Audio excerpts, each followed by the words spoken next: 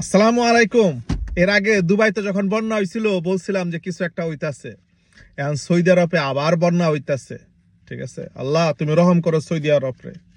অনেক ভাই বেড়াদার আমাগো বাংলাদেশি ভাই বেড়াদার সৌদি আরবে থাকে। আল্লাহ আল্লাহ লিস্ট এই মানুষগুলা যারা মানে বাংলাদেশ থেকে, পাকিস্তান থেকে, আরো বিভিন্ন দেশ থেকে গেছে, এদেরকে আল্লাহ কোনো অত্যাচার করো না, কোনো ধরনের কোনো বম টম এদের আশেপাশে ফালায় না আল্লাহ।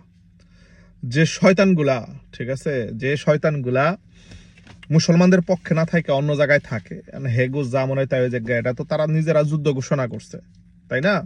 কারণ উচিত ছিল না সবাই মিলে একাত্র থাকা, সবাই মিলে একাত্র থাকা। এই সিয়া সুন্নি কি থুয়া কি বিদাভেদ এটা জরুরি ছিল?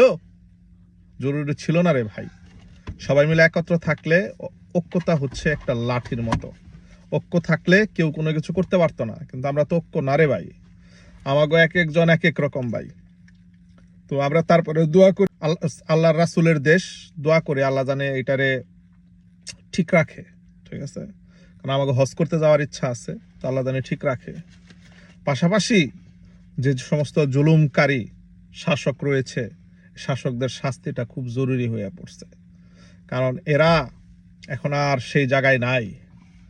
এদের 10,000 ফ্যামিলি মেম্বার রয়েছে, হেরাই সব খায়, হেরাই সব নাই, সব তারাই।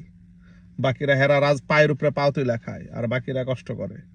যাই হোক, আল্লাহ ইমান দাও সবাইরেই, তোমার ঘরের আশেপাশে যারা তাদেরকে ইমান দাও, শান্তি দাও। আমাকেও আল্লাহ ইমান আর শান্তি দাও। আল্লাহ হাফেজ ভাই, আসসালামু আলাইকুম।